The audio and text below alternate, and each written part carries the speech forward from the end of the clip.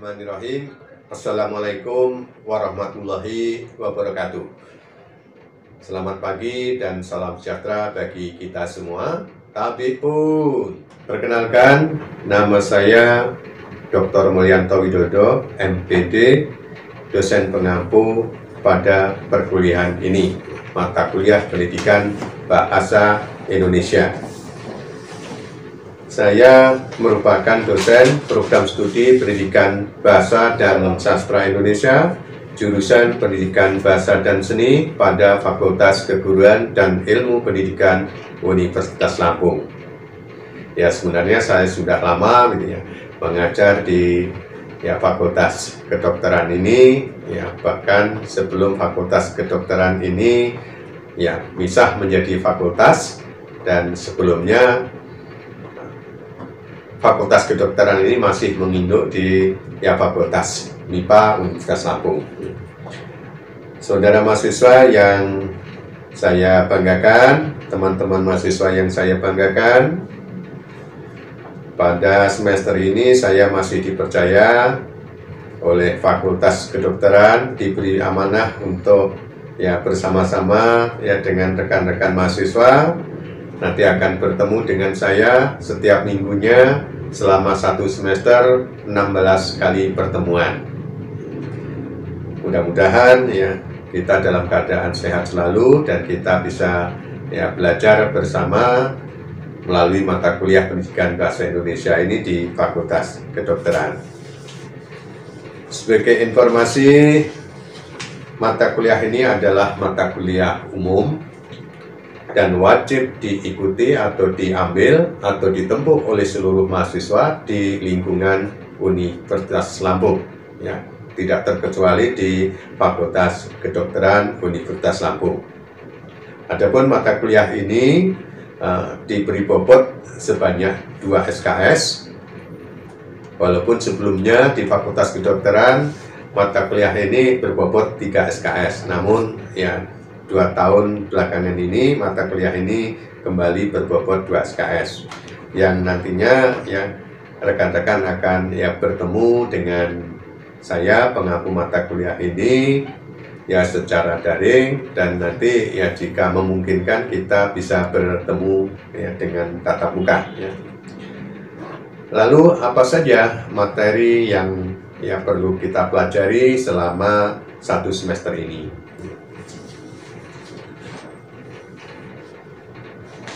Pada semester ini, teman-teman akan diajak untuk memahami yang pertama tentang sejarah bahasa Indonesia. Teman-teman mahasiswa juga diharapkan memahami sifat dan kedudukan bahasa Indonesia, serta fungsinya. Sama-sama kita ketahui bahwa bahasa Indonesia berkedudukan sebagai bahasa nasional dan sebagai bahasa resmi negara, dan kita harus paham akan fungsi bahasa Indonesia baik sebagai bahasa nasional maupun sebagai bahasa resmi negara, yang semua juga sudah diatur di dalam undang-undang. Di samping itu, saudara mahasiswa juga akan mempelajari tentang variasi bahasa, terutama bahasa-bahasa yang ada di Indonesia ini, baik variasi bahasa lisan, bahasa tulis, maupun yang terkait dengan ragam bahasa, terutama bahasa-bahasa daerah serta dialek-dialeknya. Saudara mahasiswa yang saya banggakan, di samping itu kita juga akan mempelajari hal ihwal yang terkait dengan tata tulis.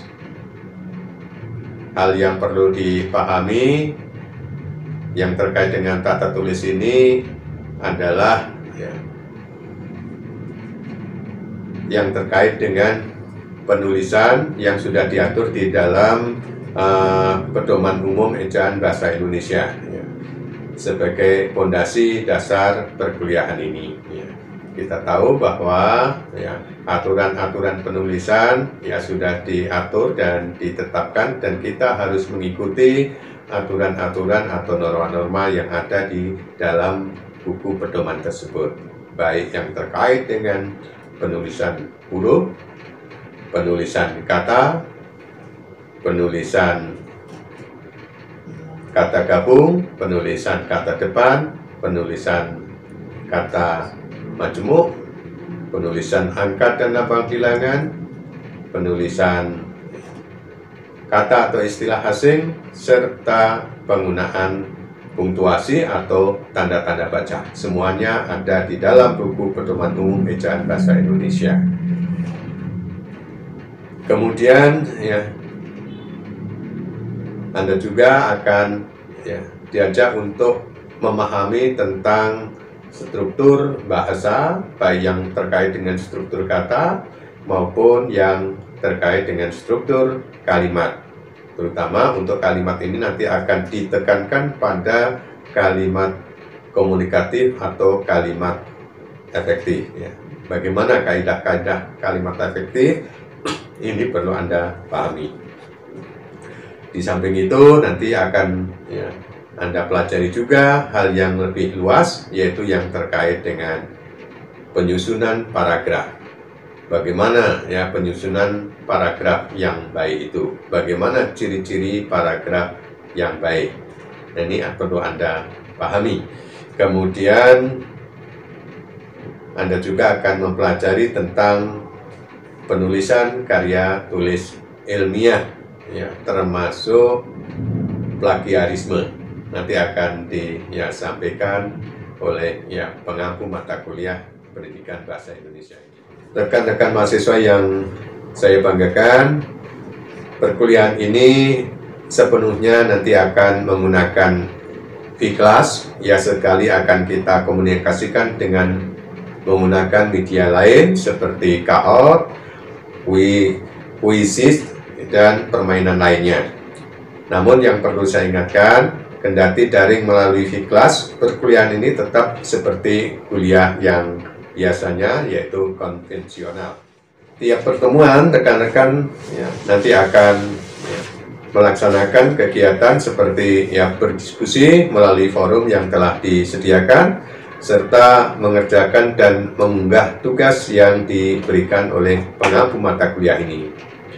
Sementara nanti untuk ujian tengah semester dan ujian akhir semester akan berlangsung sesuai dengan jadwal yang telah ditentukan oleh universitas dan oleh fakultas. Saya berharap rekan-rekan tetap semangat dalam mengikuti perkuliahan melalui daring ini. Semoga kita bisa bersinergi dengan baik selama 16 kali pertemuan ke depan. Sekian dari saya. Jangan lupa rekan-rekan dipersilakan untuk memperkenalkan diri di forum yang telah disediakan. Terima kasih atas perhatian Anda. Wassalamualaikum warahmatullahi wabarakatuh.